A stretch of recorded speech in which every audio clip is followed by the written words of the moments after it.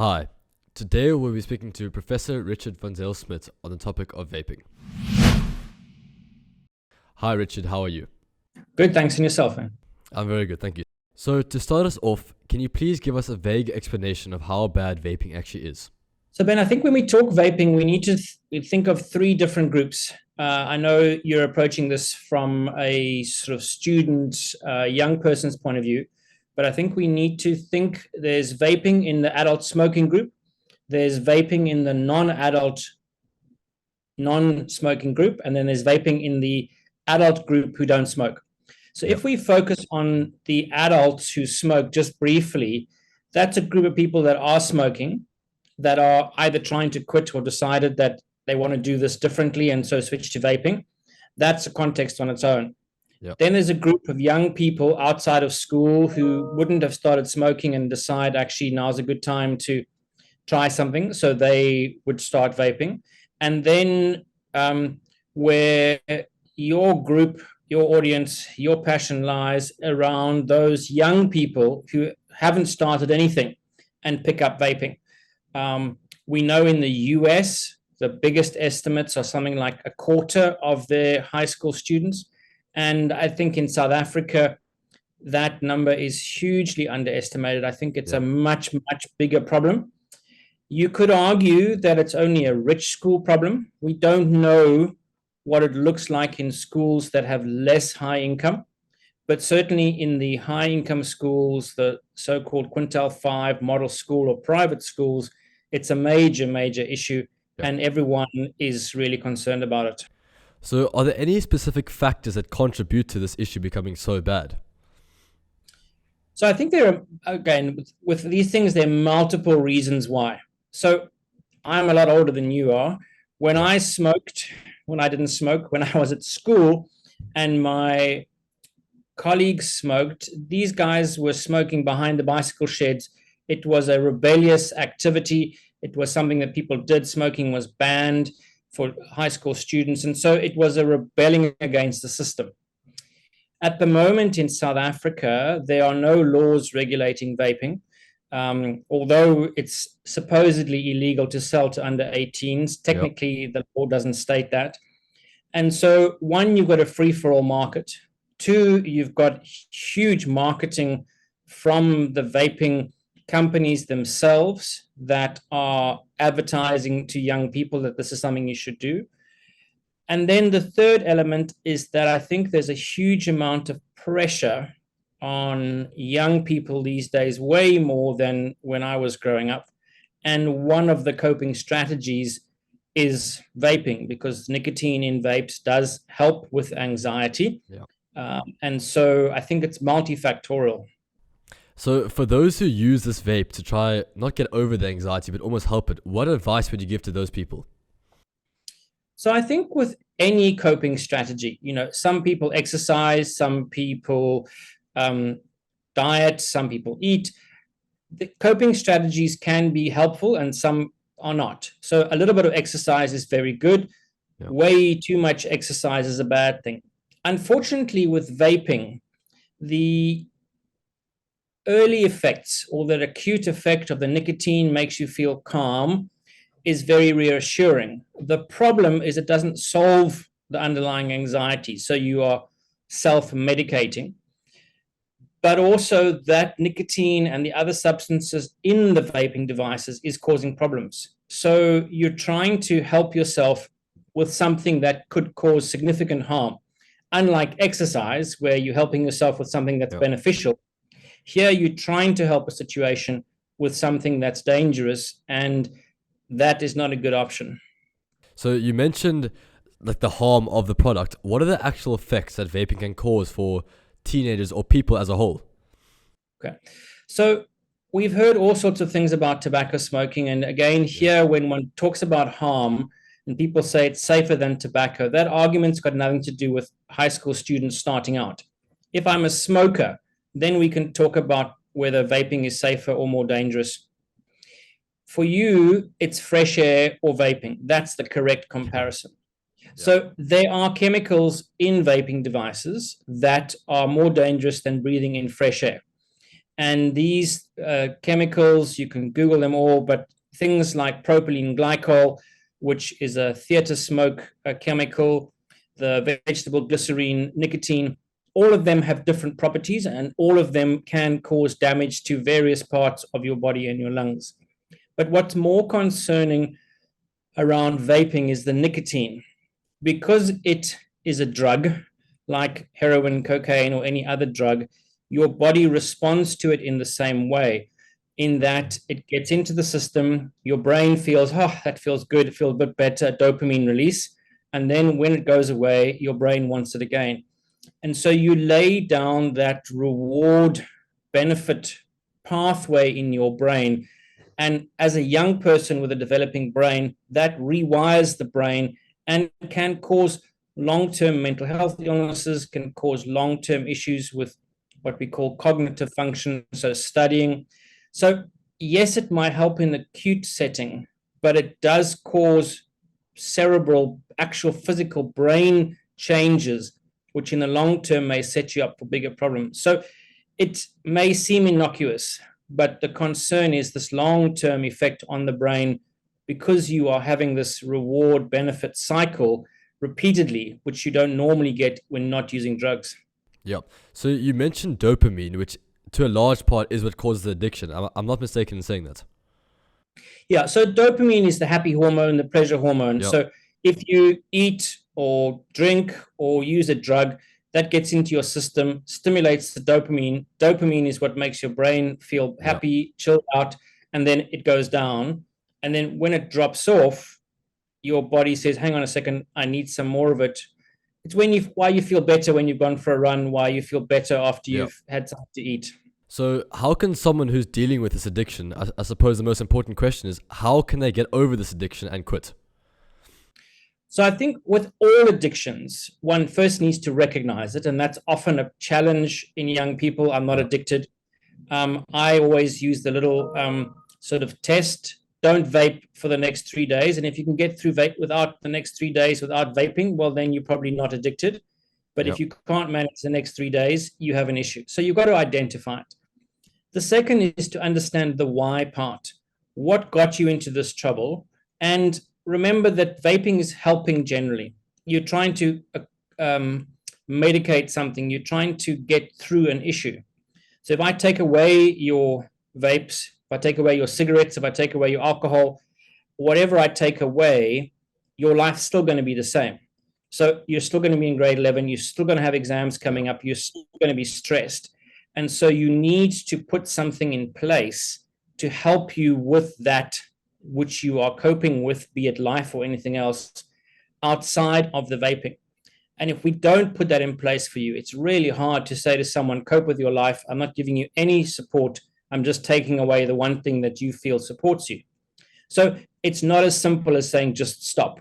It's we need to stop, and we need to help you cope with what you are coping with and using vaping for that.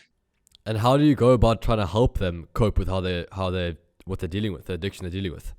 Yeah, so often it depends on the situation. So whatever the acute issue is, if it's a long-term issue, if it's a short-term issue, depending what it is that's stressing you out or what it is that's causing that, they're different things. So, or different approaches at least. But generally, it's what's called behavioral modification. So just think about you trying to lose weight and you're hungry, and you could just take hungry as anxious. And instead of going to the fridge and getting some out the fridge, you decide, okay, I'm going to go for a walk, or I'm going to go play outside whilst that craving comes.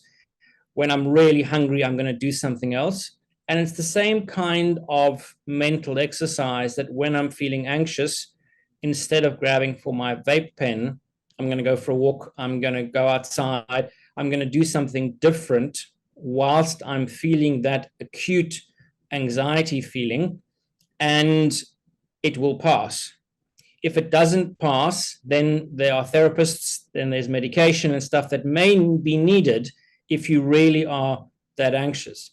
But it's coping with stresses in life without grabbing your vape pen, choosing to do it differently. And for each person, that will look different. Yeah, so it's a matter of replacing the vaping with a different thing to almost get over your stresses or to almost replace the time rather than vaping? Yeah, it's to do something differently, to change the behavior, the response of when I'm feeling stressed or anxious or depressed or whatever the trigger is for me grabbing my vape. How do I behave differently? And so that's the challenge for each person. Now, for some, it's incredibly difficult because those stresses and anxieties are really, really, really nasty. For others, it may be more habitual where actually I'm just bored and so I grab my vape pen. Then that's easier because we're just dealing with boredom. Then go bounce a tennis ball, play some ping pong, go get a video game, whatever it is. So understanding the why question, why do I vape and why can I not stop? Ask yourself those questions is a very good starting point to work out how am I going to approach this. Yep. So we're now dealing with people who are addicted and how they get over it. Is there any advice you'd give to those who aren't in that space with vaping yet, like the prep schools and all those people who haven't been exposed to vaping? What would you tell them? Yeah, so it's very difficult talking to young people about something that looks cool and hip, and you can see all these fantastic vape clouds. It's all over TikTok, you name it, social media. It looks really fun. And then I'm coming in as this old professor saying, don't do it. So it's a challenging space to tell people not to do something that looks really cool. But it's part of a decision process of growing up to say, are you going to look left or right when crossing the road? If you don't, you have a chance of being run over. Are you going to start vaping or smoking? If you do, these are your risks. So it's explaining the risks, explaining the alternatives in a way that's not me preaching at you, but actually just counteracting the social media so that ultimately you have the correct information to make a decision. Now, how you make the decision, what you choose to do, I can't influence except by providing you with valid information that's not coming from your teacher, that's not coming from your parents, but providing information to make a decision. So you mentioned that a lot of people might not listen to someone like an old professor, which is why I think that's why I'm trying to put myself in the space, because I truly believe that, and I've mentioned many times to the headmaster, bishops, etc., that the student body itself has more control over its peers than the teachers and professors around it, which is why I just think it's very important that students understand that it's not actually cool to vape. It's not actually cool to do this sort of thing, and it's almost stopping these people from living the best future possible in the next 30 years. And am I mistaken in saying that we don't actually know the proper effects of these things yet? Am I mistaken in saying that? No, you're absolutely right. It took us well over 50 years to understand that smoking kills. There's a lovely book entitled Smoking Kills that takes you through the story of how long it took. You're absolutely right. 20, 30 years time, you may all be dropping dead of blue spotted vaping lung disease. And we said, oh, sorry, we didn't think about it. You're absolutely right. Peer support, peer decision, young people saying, we are not going to do this. We choose to not follow in this step because we value ourselves. Making good decisions is absolutely the right way. One of the challenges, and I've had this conversation with people before, is I said, well, why don't you get like the top matrics or the first team rugby or water polo guys to stand up and say we're anti-vaping? Well, a lot of them are vaping already. So the traditional, healthy, elite, kind of glamorous people are the ones that are often involved already. But you're absolutely right. Unless the youth of today stand up against the companies to say, we are not going to be subject to you providing us with addictive substances, spend our hard-earned money and become addicted to something that's likely to cause trouble, it's going to continue. So absolutely, you guys are the right people to be taking this on. Yep. So there are a few sort of things I'm trying to target in this podcast or this video with you. The one is educating on the effects of vaping, which we've gone over. We'll go over in more depth later on. The second of all is why it's not cool. And third of all is trying to target the people who haven't been in that space yet. So I wanted to ask you something about the marketing, because these products are a very hot topic in the student body and have almost taken over from what I've seen.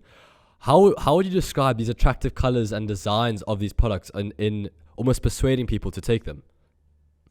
Yeah, so the marketing is really interesting. So the original companies that set them up, Juul is a very good example. It's a big US company. Yeah. Juul took out advertising on Nickelodeon. Okay. So Cartoon Network, why on earth is a vaping company that's only supposed to be marketing to adults taking out adverts on a children's TV program? So there immediately you understand that the target is for young people. Yeah. The young people are the future of these companies because they want to get you addicted. And so they market it to young people. You look at the same advertising for tobacco many, many years Yeah. ago, the Camel Man, glamorous ladies on cars. That was how you advertised for tobacco. Now you're advertising in the club, big vape clouds, parties, things that are attractive to young people of Yeah. today. That's what they're targeting. The flavors, there are, I think at last count, something like 7,000 different flavors. Anything Jesus. you can possibly think of, there's a flavor. Now, if this was an adult device for adult consumers, you don't need 90% of these flavors. These are flavors that attract young people. Yeah. And then the other challenge is the lack of regulation. So, tobacco, you're not allowed to advertise in South Africa. So, there's no advertising at all. And that is part of the law. 20 years ago, when you went to cricket, it was advertised by a tobacco company. When you watched Formula One, it was Yeah. advertised by a tobacco company. It was everywhere. So, there's an unregulated free for all advertising. The advertising is targeted by marketers who know what young people want. It's all over Instagram, all over TikTok, all over any of the social media platforms that attract young people. So it's a clever and targeted marketing strategy to attract a bunch of young people to use a device that they're going to get addicted to and spend many, many years spending lots and lots of money. And how do you suggest we should regulate this as governments or high up officials who actually have banned the tobacco stuff? How do you suggest we regulate the vaping issue? At the moment, there is something called the Tobacco Amendment Bill before Parliament. It's been there since 2015. Yep. So the regulations are all sitting before Parliament, but there's been no real incentive for Parliament to push it through. So if we got a whole bunch of young people saying, we demand that Parliament gets this through, we do not wish to be exposed to this, that's one aspect.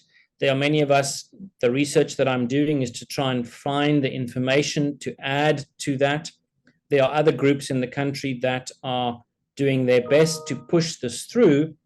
But on the other hand, you must remember there are a whole bunch of companies who are potentially going to lose a whole lot of money because they can no longer advertise to young people and their sales are going to go down. So there's weirdly a lot of pushback from the industry to have themselves regulated because they're going to lose an income.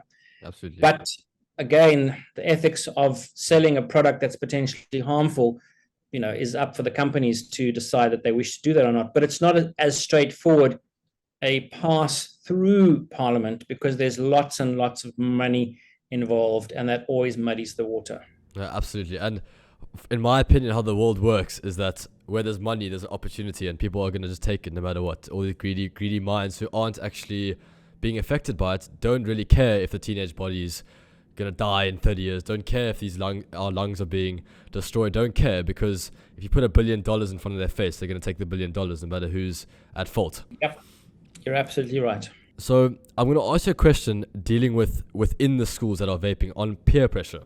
So how can someone who's being peer pressured go about trying not to be peer pressured or saying no to the product? So that's an interesting question, and it's something that I have looked at and I have chatted to some people about. I think there are two elements to it.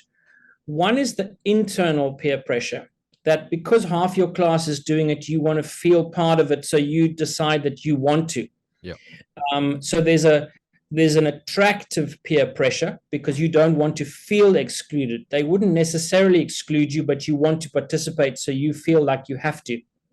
And then there's the other group where there are 10 of you sitting around and you hand it out to someone and say, here, participate, here, use my vape, and if you don't, we're going to exclude you from the group.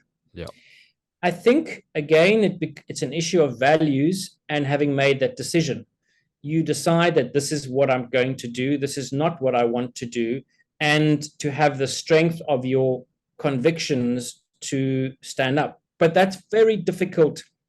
Even as an adult, that's difficult. As a young person growing up in a school where you want to feel part of the group, where you want to feel part of your peers and participate, it's not the easiest thing to go against the crowd. Now, if there's only one guy smoking dope, well, then it's easy because you've got another 150 guys in your grade that aren't.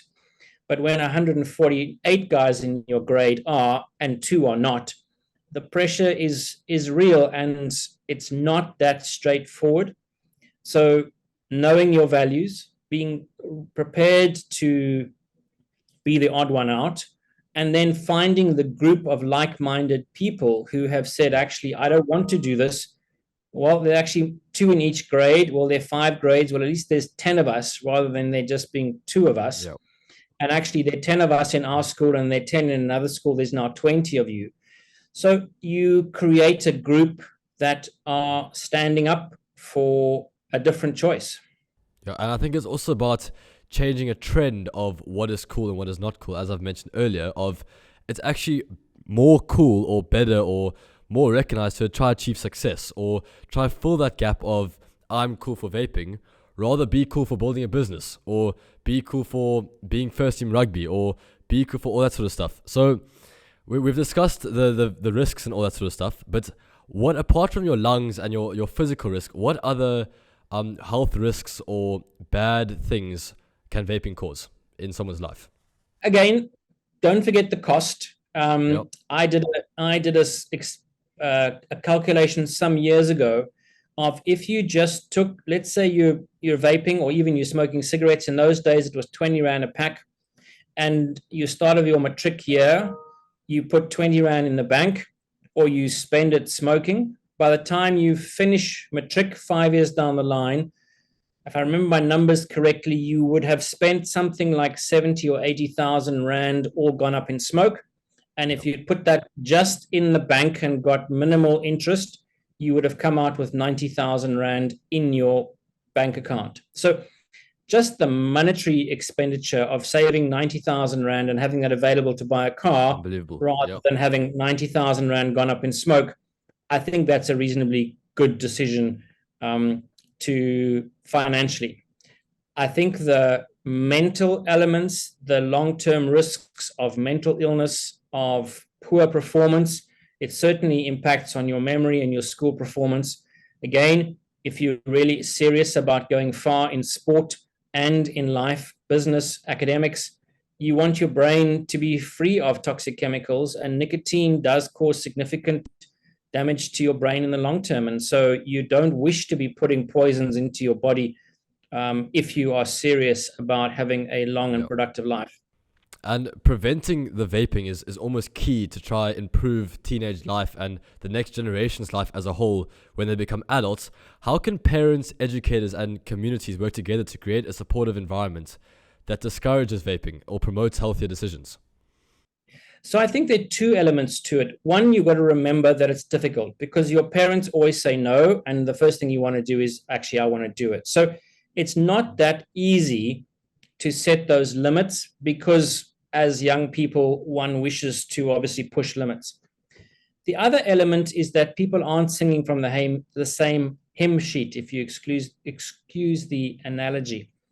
You've got some parents who are giving vaping devices to their kids at 16 as a birthday present. You've got vaping parties. So you've got a whole group of parents who don't see the harms purely because they're uneducated in that space and think it's safe and it's safer than, therefore it must be safe. So there's a whole lot of parental education that needs to happen. There's a whole lot of young people, and you're right, it's got to happen at junior school to say, these are the risks. This is what you need to know, make a correct decision. And then the school is a little bit stuck because it's against the rules.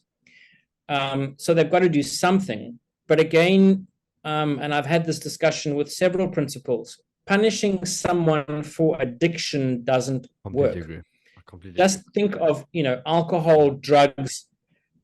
Punishment doesn't work for an addiction. And in this context, if there's anxiety, depression, stress, and addiction, suspending someone for vaping isn't going to solve the problem.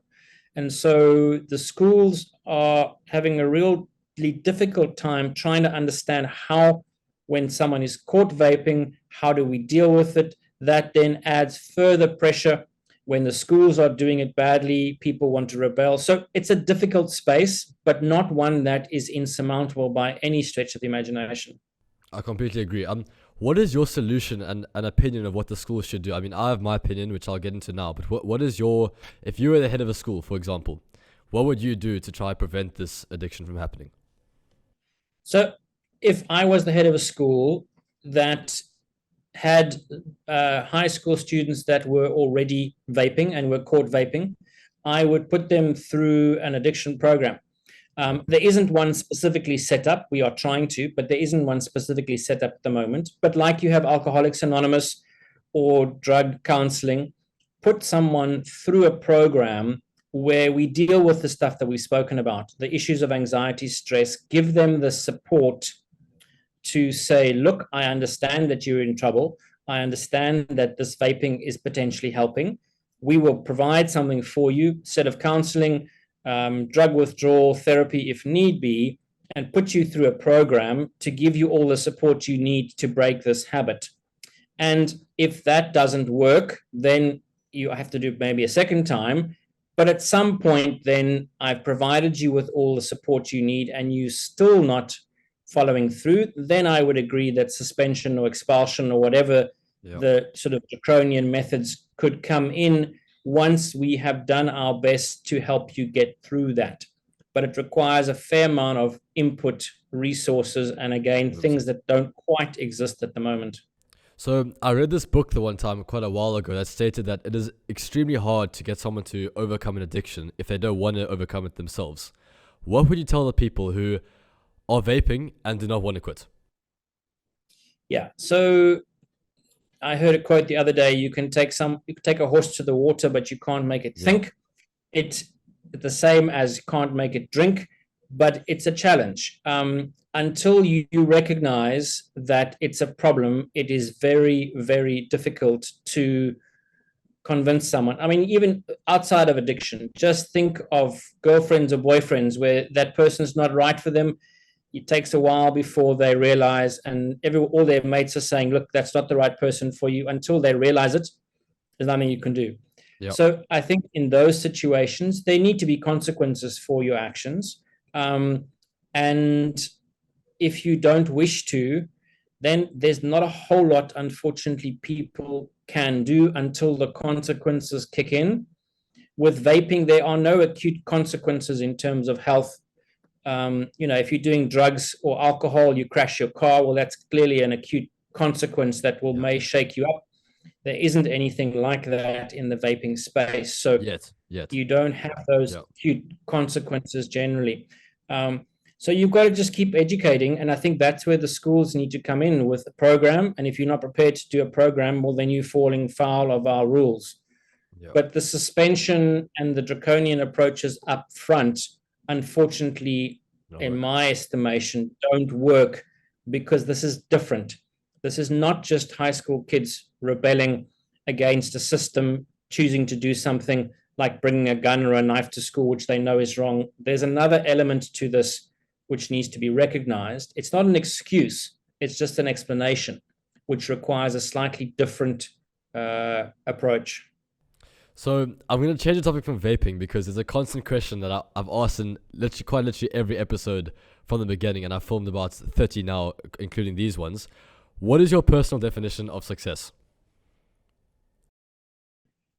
Sure. My personal definition of success. So I'm busy writing a book. So I've written 2 books. I'm busy writing my 3rd book called I Am a Loser, or I'm a Failure, and trying to grapple with what the definition of success is. It's more actually to grapple with the definition of what failure is. And I think for me, the definition of success is achieving who you are to the best of that possibility, given the context that you're in. So the best I might be able to do, given the resources I have, may look very different to the best that you have. So the fact that you could swim at the Olympics and I can get across a pool and not drown, that's success for me. Yeah. Your Olympics is success for you because you're different and you have a different context. So yeah, I think that would probably be, off the top of my head, be my definition. And then to end us off, if there was one piece of advice you would give these teenagers vaping, what would it be? I think my piece of advice would be you need to understand the why part. Why are you doing this? Is it really something that you want to do?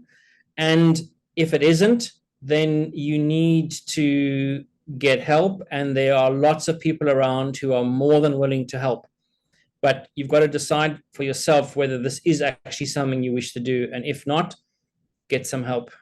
Okay, cool. Well, thank you so much, and I'm gonna try my best to get this to as many students as possible to hopefully educate them on the topic of vaping. So thank you. Absolute pleasure.